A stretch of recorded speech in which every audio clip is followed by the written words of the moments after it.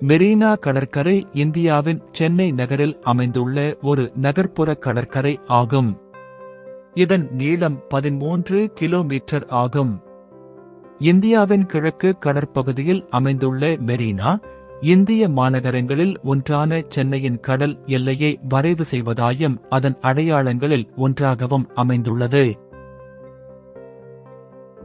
மெரினா கடற்கரையில் 92வது விமானப்படை தின நிறைவை முன்னிட்டு இந்திய விமானப்படை சார்பாக விமான சாகச நிகழ்ச்சி நடத்தப்பட்டது. இதில் இந்திய ராணுவத்தைச் சேர்ந்த பல்வேறு வகையான விமானங்கள், ஹெலிகாப்டர்கள் கலந்து கொண்டன. இந்த நிகழ்ச்சியை சென்னை மட்டுமல்லாமல் பல்வேறு மாவட்டங்களைச் சேர்ந்தவர்கள், வெளி மாநிலங்களைச் சேர்ந்தவர்கள் என சுமார் 15 லட்சத்திற்கும் அதிகமான மக்கள் கண்டு களித்தனர். இவர்கள் அனைவரும் சென்னை மெரினா கடற்கரையில் ஒரே நேரத்தில் குவிந்ததால் கூட்ட நெரிசல் அதிகமாக காணப்பட்டது.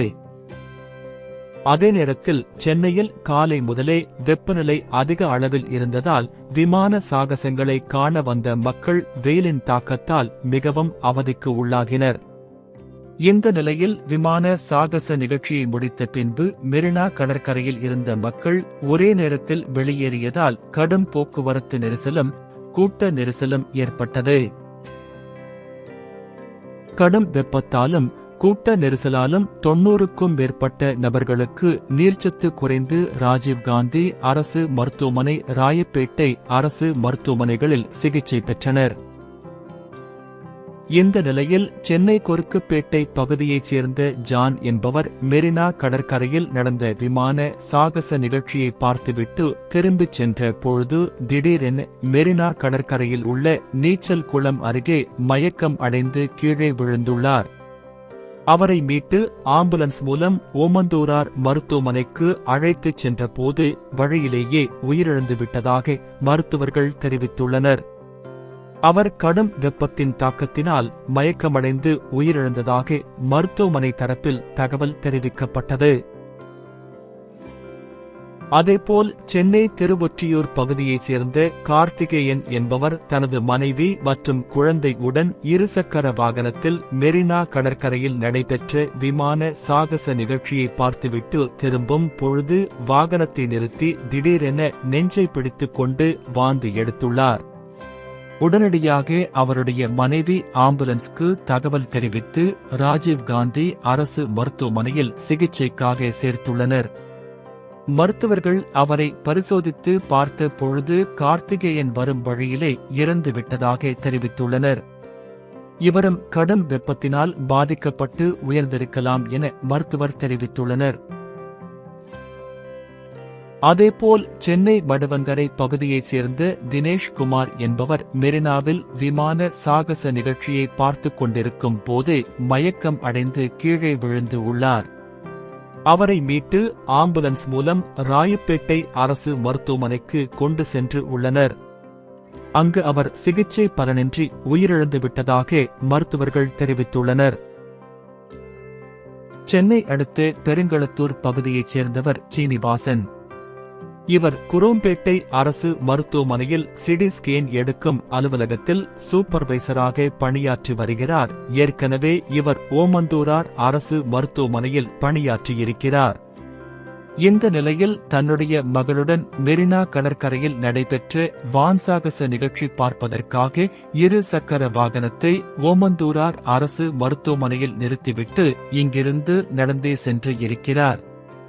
வெயிலின் தாக்கத்தின் காரணமாக அந்த இடத்திலேயே மயக்கம் அடைந்து கீழே விழுந்து இருக்கிறார்.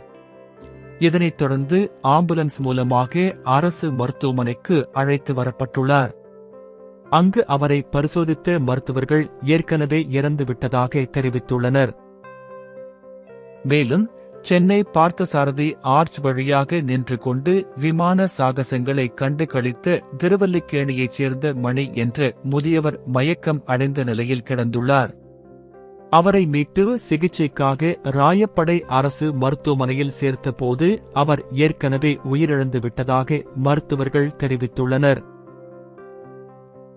சென்னை மெரினாவில் நடைபெற்ற விமான சாகச நிகழ்ச்சியை காண 15 லட்சத்திற்கும் மேற்பட்ட மக்கள் குவிவார்கள் என தெரிந்தும் முறையான பாதுகாப்பு ஏற்பாடுகளை தமிழக அரசு செய்யாததுதான் உயிரிழப்புக்கு காரணம் என பொதுமக்கள் சிலர் குற்றம் சாட்டி வருகின்றனர். எதிர்பார்க்கப்பட்ட எண்ணிக்கையை விட பல லட்சக்கணக்கானோர் மெரினா கடற்கரையில் குவிந்ததால் குழந்தைகள், பெண்கள், முதியவர்கள் என பொதுமக்கள் பலரும் எண்ணற்ற சிரமங்களை எதிர்கொள்ள நேர்ந்தது. கூட்ட நெரிசலில் மூச்சு திணறியும் வெயிலின் தாக்கத்தால் நீர்ச்சத்து குறைபாடு ஏற்பட்டும் நூற்றுக்கணக்கானோர் மயக்கமடைந்தனர். வெயில் உச்சத்தை தொட்டபோது அதன் கோர தாண்டவத்தை தாக்குப்பிடிக்க முடியாமல் கையில் பணமிருந்தும் உணவு, தண்ணீர் கிடைக்காமல் அங்குமிங்குமாய் திண்டாடி அலைந்தனர் பொதுமக்கள். உடல் நலக்குறைவு ஏற்பட்டு ஓமந்தூரார் அரசு மருத்துவமனை மற்றும் ராஜீவ்காந்தி அரசு மருத்துவமனைகளில் அடுத்தடுத்து ஏராளமானோர் அனுமதிக்கப்பட்ட நிலையில் இதுவரை 5 பேர் பரிதாபமாக உயிரிழந்துள்ளனர். வான் சாகச நிகழ்ச்சியில் பங்கேற்ற முதலமைச்சர், அமைச்சர்கள் உள்ளிட்ட வேபிக்களுக்கு கொடுக்கப்பட்ட பாதுகாப்பை மக்களுக்கு வழங்குவதில் தமிழக அரசு அலட்சியம் காட்டிவிட்டதோ என்ற கேள்வியே அனைவர் மனதிலும் மேலோங்கியுள்ளது. வான் சாகச நிகழ்ச்சியை காண லட்சக்கணக்கான பார்வையாளர்கள் குவிவார்கள் என எதிர்பார்க்கப்பட்ட நிலையிலும் முறையான திட்டமிடலை மேற்கொள்ளாமல் தமிழக அரசு மக்களின் பாதுகாப்பில் மெத்தன போக்கை கடைபிடித்துள்ளது என குமுறுகின்றனர் பொதுமக்கள். மெரினா கடற்கரையை சுற்றிலும் காவல்துறையினரை குவித்துவிட்டு கடமை முடிந்துவிட்டதாக எண்ணி கைகட்டி வேடிக்கை பார்த்த அரசு கடற்கரைக்கு வந்த பார்வையாளர்களுக்கு எந்தவிதமான அறிவிப்பையோ முன்னெச்சரிக்கைகளையோ வழங்க தவறிவிட்டதாகவும் பொதுமக்கள் குற்றஞ்சாட்டியுள்ளனர். வான் சாகச நிகழ்ச்சியை சாதனை நிகழ்ச்சியாக மாற்ற குவிந்த மக்கள் கடைசியில் இந்த கூட்டத்தை விட்டு வெளியேறினாலே அது நமது வாழ்நாள் சாதனைதான் என்ற மனநிலைக்கு தள்ளப்பட்டனர். நிகழ்ச்சி முடிந்து லட்சக்கணக்கான பொதுமக்கள் ஒரே நேரத்தில் வீடு திரும்ப எண்ணியதால் நாலாபுறமும் போக்குவரத்து நெரிசல் ஏற்பட்டு சென்னை மாநகரமே ஸ்தம்பித்து போனது என்றுதான் சொல்ல வேண்டும். வெறும் 500 மீட்டர் தூரத்தை 2 மணி நேரமாக ஊர்ந்து கடந்தன வாகனங்கள்.